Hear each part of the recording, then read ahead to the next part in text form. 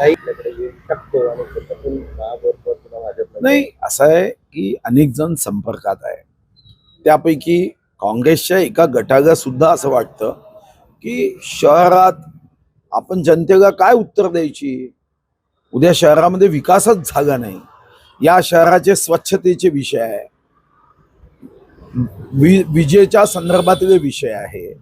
या शहरामध्ये उद्या जर पगार द्यायलाच पैसे राहिले नाही तर महानगरपालिकेमध्ये नगरसेवक म्हणून आपण काय, जनतेने आपल्याला कशाला निवडून दिलं.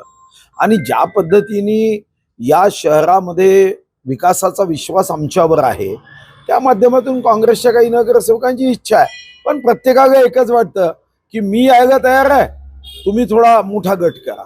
मी यायला तयार आहे, तुम्ही थोडा मोठा गट करा. तर ठीक आहे, आपण प्रयत्न करू. यश आलं तर या शहराचा विकासाचा झंझावात मागे राहणार नाही. आणि तुम्ही अनुभवलाय 10 वर्षात जे काम आम्ही केलं तर या अगोदर कोणाला शक्यही झालं नाही. ठीक आहे. निवडणुकीमधलं सगळं शत्रुत्व